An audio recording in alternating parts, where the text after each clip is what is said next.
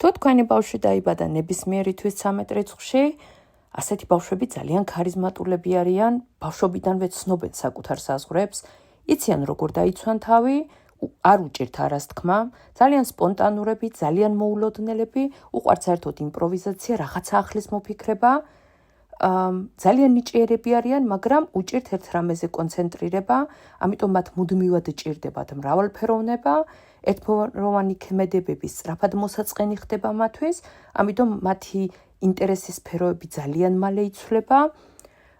საერთოდ ასეთი ბავშვები არიან ძალიან კარგი გამძლეობის, თანატოლებში ისინი ყოველთვის გამბედაობით გამოირჩევიან. რა შემიძლია კიდევ ასეთ ბავშვებზე გითხრათ? ინტელექტუალური შესაძლებლობები მაღალ სიმაღლეზე, უყვართ ისტორია, მითოლოგია, სხვადასხვა კულტურა, ინტერესდებიან ეზოთერიკით ბავშვობიდანვე ძალიან ხშირად და საერთოდ უყვართ ეს მოგზაურობა, დროის გატარება და უყვართ ექსტრემალური სპორტი.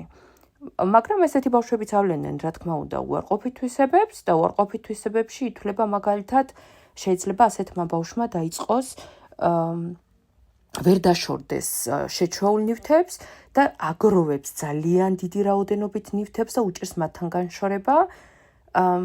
საერთოდ უჭირს გადაწყვეტილებების მიღება, ეშინია ახალში წასვლის, ძალიან ბევრი იდეა და სურვილები უჩნდება, რომლების რეალიზებასაც ვერ ახდენს. როგორც მანამდე ვთქვი, უჭირს ძალიან კონცენტრაცია, გადაწყვეტილებების მიღება.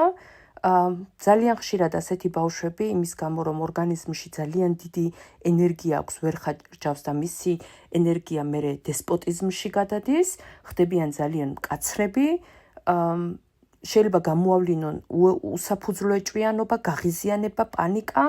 ძალიან ხშირად ასეთ ბავშვებს